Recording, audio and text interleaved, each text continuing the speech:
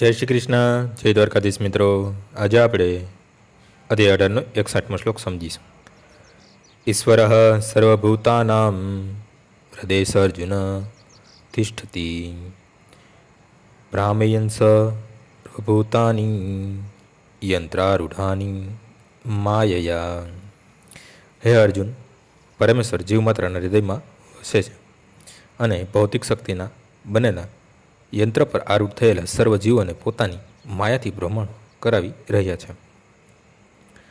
અર્જુન સર્વોપરી જ્ઞાતા ન હતો અને લડવું કે ન લડવું એનો નિર્ણય તેની મર્યાદિત વિયોગ બુદ્ધિ પર આધારિત હતો.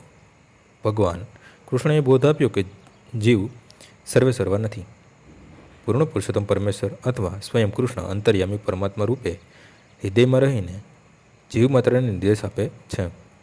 શરીરના પરિવર્તનો થવાથી જીવ પોતાના પૂર્વકર્મોને ભૂલી જાય છે, પરંતુ ભૂત, વર્તમાન તથા ભવિષ્યને જાણનારા પરમાત્મા તેના સર્વ કર્મોના સાક્ષી રહે છે.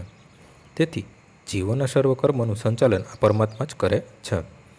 જીવ જેના માટે પાત્ર હોય તેને મળે છે અને પરમાત્માના નિર્દેશન હેઠળ ભૌતિક શક્તિ દ્વારા ઉત્પન્ન કરાયેલા ભૌતિક શરીર દ્વારા લઈ જવાય છે.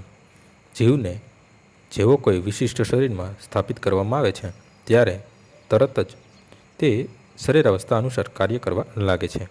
અત્યંત ઝડપી મોટરકારમાં બેઠેલો મનુષ્ય ઓછી ઝડપવાળી ગાડીમાં બેઠેલા મનુષ્ય કરતાં વધુ ત્વરિત ગતિથી જાય છે.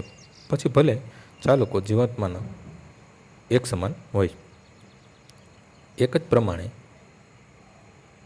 પરમાત્માના આદેશથી ભૌતિક પ્રકૃતિ એક વિશિષ્ટ પ્રકારના જીવ માટે વિશિષ્ટ શરીરનું નિર્માણ કરે છે, જેથી જીવ તેની પૂર્વ ઈચ્છાઓ અનુસાર કર્મ કરી શકે. જીવ સ્વતંત્ર નથી. મનુષ્ય પોતાની જાતને પૂર્ણ પુરુષોત્તમ પરમેશ્વરથી સ્વતંત્ર માનવી ન જોઈએ. વ્યક્તિ સદા ભગવાનના નિયંત્રણમાં હોય છે, માટે શરણાગત થવું એ તેનું કર્તવ્ય છે અને આગલા શ્લોકમાં આ જ આજ્ઞા આપવામાં આવેલી છે.